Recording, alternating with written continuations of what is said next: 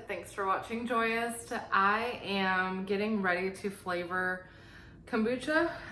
We've done this before, but, well, obviously I've done this before, but I've done this before on the video as well. But I'm getting ready to flavor it using whole fruits. We're gonna do a pear basil as requested by one of my friends. So this is going to be juice. So I'm peeling the pears now. I don't want the pear skins in the juice. Normally, if you're juicing for a smoothie or something, you can definitely leave all of that in. It's got a lot of good nutrients, but for the sake of kombucha, I am going to take the skins off, juice the pears, and then I'm going to muddle some basil into the pear juice and use that to flavor the kombucha. So let's take a look. Okay, so I have my pears here ready to go. They don't have to be perfectly sliced, peeled, because your juicer will take that fibrous part out and kick it back into the, I don't even know what you want to call that, the retainer where it holds all of the fibrous material. And then the juice will come out this end. This is a Breville juicer. I like it so far. It's been pretty good for me. So you can just put as long as it fits in the chute. I might have to cut these pears in half, but we'll find out. I like to start on low. Oh, we're good.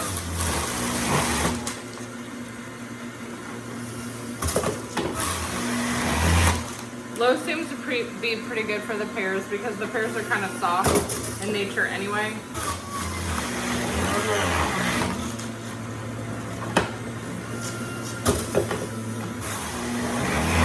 Okay, so now we have whole pear juice. Just pears, nothing added. I'm gonna give that a few minutes to settle down. Get rid of this peeling here. And I'm gonna grab some of my basil. Okay. So here I'm using just living green basil. And I am going to take this, rinse it, and then muddle it into a bowl with the pear juice. The thing is, I don't have a muddler. Go figure, right?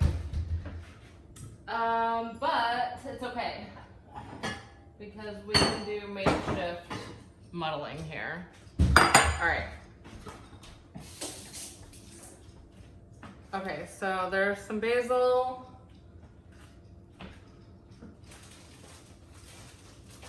Actually gonna do a little more. All right, I know I'm like leaving the frame.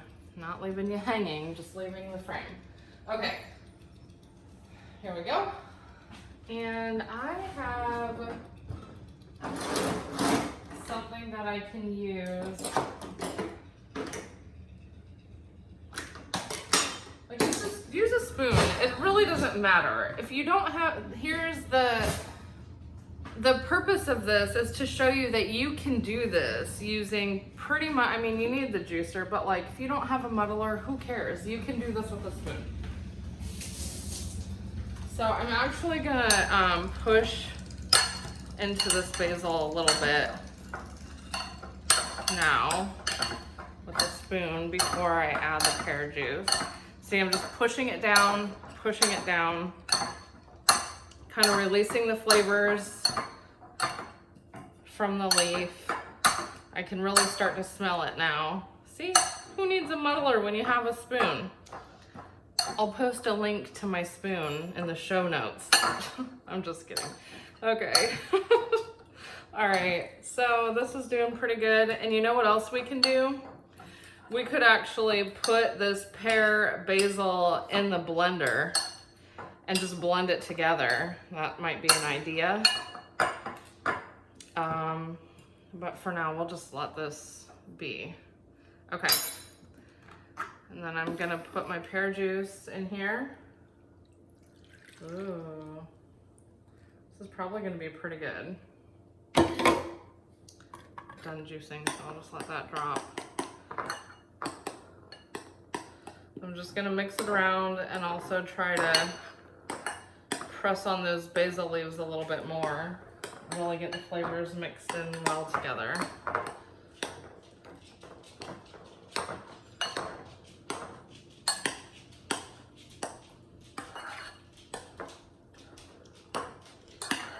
Okay, you know what? I do want to stick this in the blender and see what happens. Let's do that. Okay, so I added just a little bit more basil for fun. I'm gonna pour that in. We're gonna blend it up real quick, and then we're gonna use it to flavor the kombucha.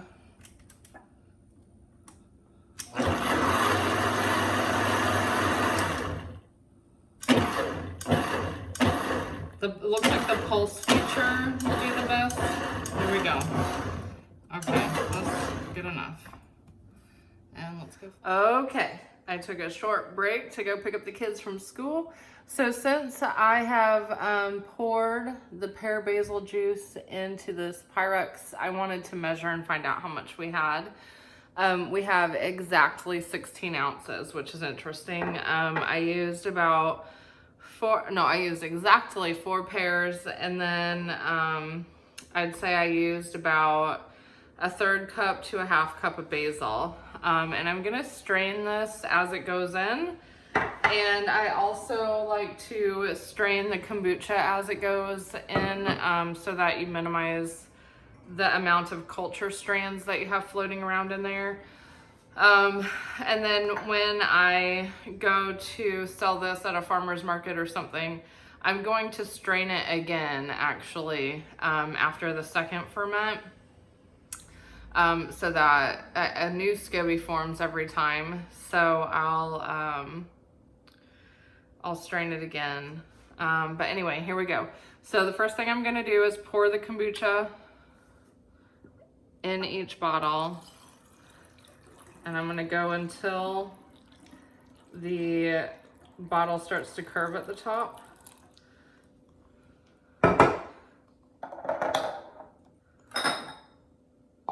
I'll do this one.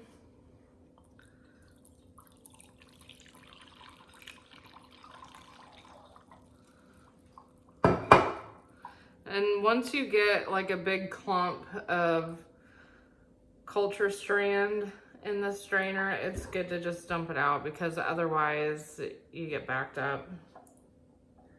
So here I'm backed up. So I'm gonna go empty this out. All right. Okay, now I've cleaned out my strainer.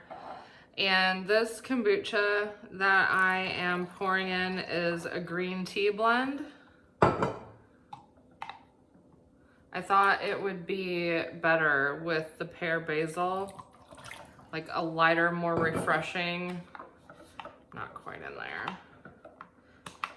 It's okay, because I'm gonna strain it again. But I thought green tea would be lighter and more refreshing than a black tea for this flavor. So I'm excited to see how it turns out. And here I've got a little bit too much.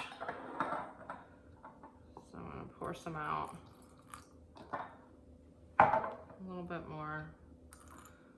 There we go. Perfect. I'm gonna do the same thing for all of the bottles.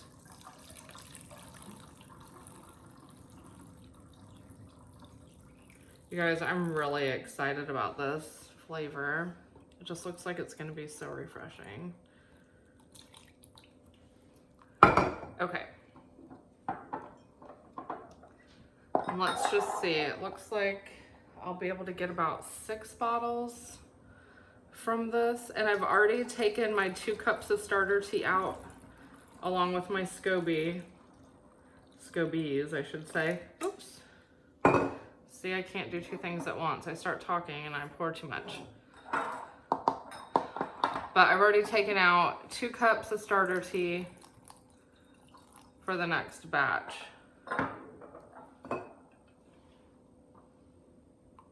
And I usually can get about 6 or 8 cups. I mean, 6 or 8 16-ounce bottles. Looks like about 6. Okay. A little bit more.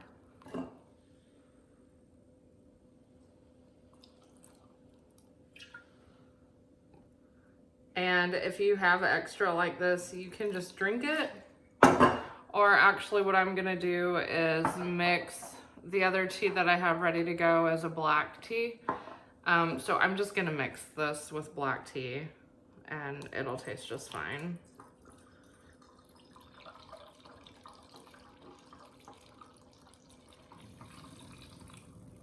Almost 7 bottles.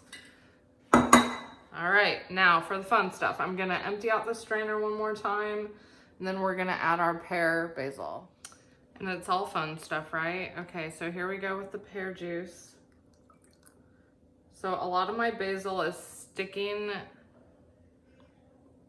to the strainer, so I'm gonna forget my strainer because I want that basil in there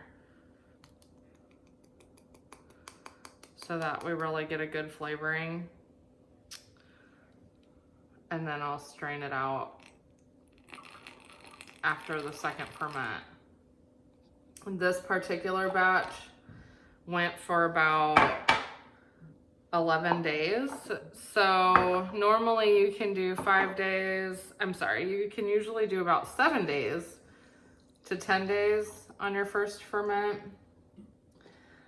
It's winter, although it's warm here in Charleston, South Carolina.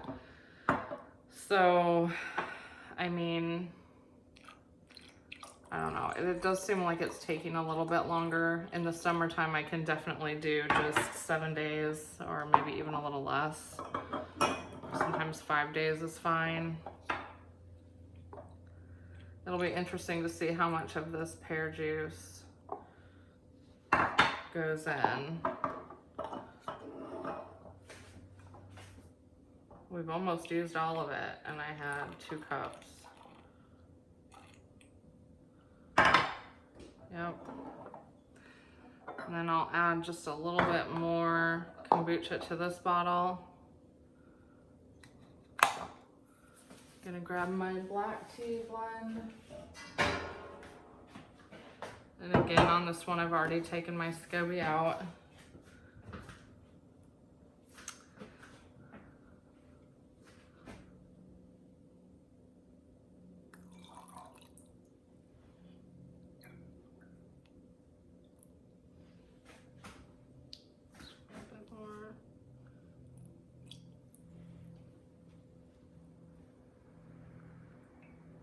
And that's good, honestly. Okay. Kind of hoping that this is an even pour.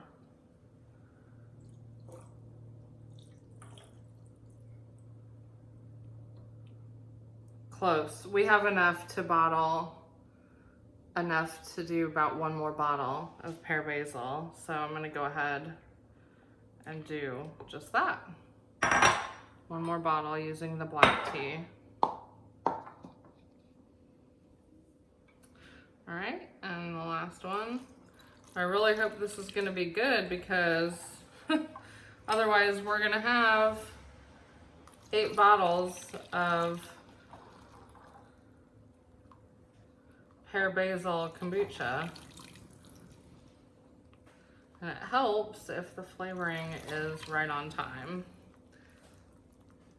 Okay, just a little bit more. I'm getting this one everywhere. Okay, perfect. And, oh, forgot to take the strainer out.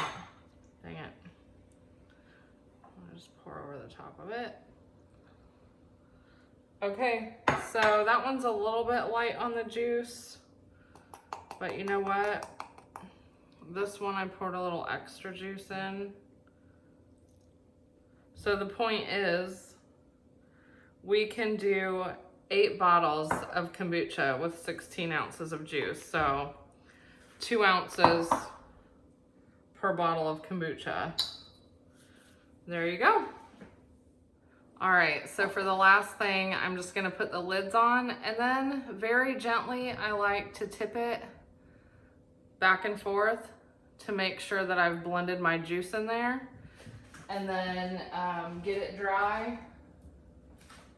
Dry off your bottles and put them in a safe place. And by safe place, I mean I cover these up while they're in second ferment, just in case you have an explosion. I did have an explosion, but not with these before. I had an explosion with the long-necked flip top bottles that I had gotten from Target, actually. And I've used these before, I'm using them now, and I've never had an explosion with these, but since I've had one, I have to be careful all the time with any bottle I use because an is really a nightmare. Kombucha goes everywhere. So if the bottle glass is not strong enough, the pressure that the kombucha creates with its natural effervescence will just blow the top right off. But these are pretty strong. But anyway, I'm gonna put them in a cooler covered up so that if one happens to bust, you can just clean out the cooler instead of your ceiling and your walls and everything else around it. The other thing is, if you don't have a cooler, you can use like a trash bag or any kind of bag. Just make sure that it's fully covering and sealed. So these bottles are 16-ounce Boston Flint bottles, clear glass, obviously. So in case you wanted to know what kind of bottles I'm using, I'll post a link in the notes for you. And there we have it. Thanks for watching. I appreciate you. I hope you learned something about kombucha brewing or flavoring through this video today. If you'd like to stay connected or learn more, see more, hit subscribe or go to www.joy-ist.com or find me on Instagram. Talk to you soon.